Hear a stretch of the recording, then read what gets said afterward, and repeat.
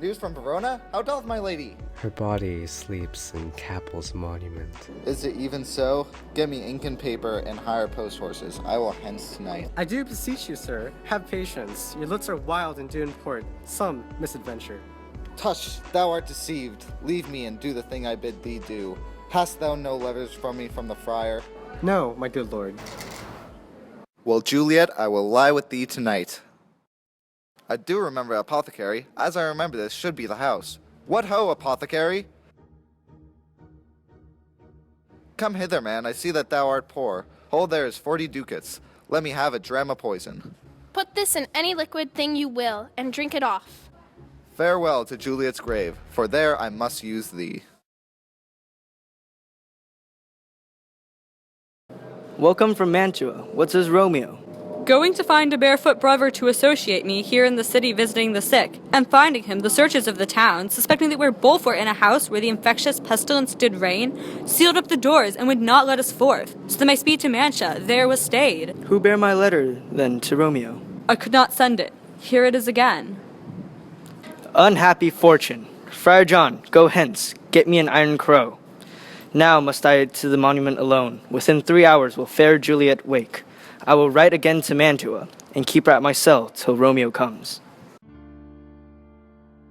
Boy, hence and stand aloof. Whistle to me as signal that thou hearest something approach.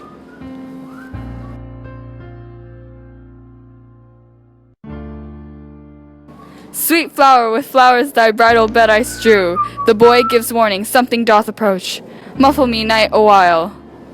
Hold, take this letter early in the morning. See thou deliver to my lord and father. Stand all aloof and do not interrupt me in my course. Why I descended to this bed of death is partly to behold my lady's face, but chiefly to take thence from her dead fingers a precious ring, a ring that I must use. In dear employment, if thou dost return to pride, and what I further shall intend to do, by heaven I will tear thee joint by joint.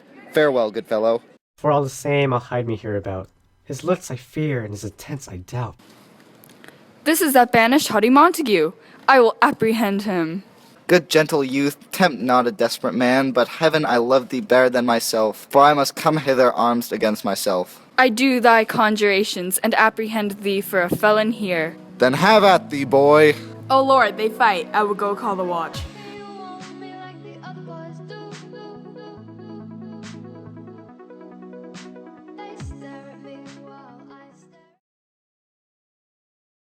Oh, I am slain. If thou be merciful, open the tomb, lay me with Juliet. I will. What said my man when my betossed soul did not attend him as we rode? I think he told me Paris should have married Juliet.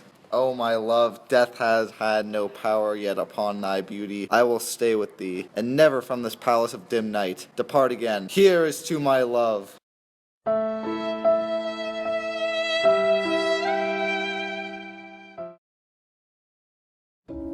Who's there? There's my master, the one that you love, Romeo. Oh, much I fear some ill, unlucky thing. Romeo! What mean these masterless and gory swords to lie discolored by this place of peace? Romeo! What? Paris too? The lady stirs. Where is my lord? Lady, come from that nest. Thy husband there lies dead. I'll dispose of thee among a sisterhood of holy nuns. Go, get thee hence, for I will not away. What's here? A cup closed in my true love's hand? Poison hath been his timeless end. Lead boy, which way? Ye, noise? Then I'll be brief. Oh, happy dagger! This is thy sheath. There rest, and let me die. This is the place. Search about the churchyard. Whoever you find attach. Pitiful sight, go tell the prince. Run to the Capulets, raise the Montagues. Here's Romeo's man. We found him in the churchyard. Hold him in safety till the prince come hither. Here's a friar. We took the mattock from him. A great suspicion, stay the friar too. What misadventure is so early up? And call us a person from our morning's rest. Sovereign, here it lies the county Paris slain, and Romeo dead, and Juliet dead before, warm and new killed. Here is friar, slaughtered Romeo's man, with instruments upon them, fit to open these dead men's tombs. Alas, my wife is dead tonight. Grief of my son's exile hath stopped her breath. What further woe conspires against mine age? What matters is in this, to press before thy father to a grave. Seal up the mouth of outrage for a while, till we can clear these ambiguities, bring forth the parties of suspicion. I am the most suspected, as the time and place doth make against me of this direful murder. Then see at once what thou dost know in this. Romeo is husband to that Juliet. You betrothed and would have married her perforce to County Paris. Then she comes to me and bade me devise some mean to rid her of the second marriage. Then I gave her a sleeping potion which wrought on her the form of death. Meantime I writ to Romeo that he should have her come as this dire night to uptake her from her borrowed grave, being the time the potion's force should cease. But he which bore my letter was stayed by accident, and yesternight returned my letter back. Then all alone at the prefixed hour of her waking came I, meaning to keep her closely at my cell till I conveniently could send to Romeo. But when I came here untimely lay the noble Paris and true Romeo dead. She wakes. Then a noise did scare me from the tomb, and she, too desperate, would not go with me, but as it seems did violence on herself. Where's Romeo's man? What can he say in this? I brought my master's news of Juliet's death, and then in post he came from Mantua to the same monument. Where is the county's page? Sirrah, what made your master in this place? He came with flowers to stir his lady's grave. Anon comes with a light to open the tomb. And my masters drew on him. And then I ran away to call the watch. Where be these enemies? Capulet, Montague, see what a scourge is laid upon your hate. And I, for winking at your discords too, have lost a brace of kinsmen? All are punished.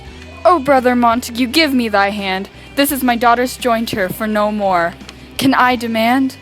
But I can give thee more, for I raised her statue in pure gold. As rich shall Romeo's by his ladies lie, poor sacrifices of our enmity. A glooming peace this morning with it brings. Some shall be pardoned, and some punished. For never was a story of more woe than this of Juliet and her Romeo.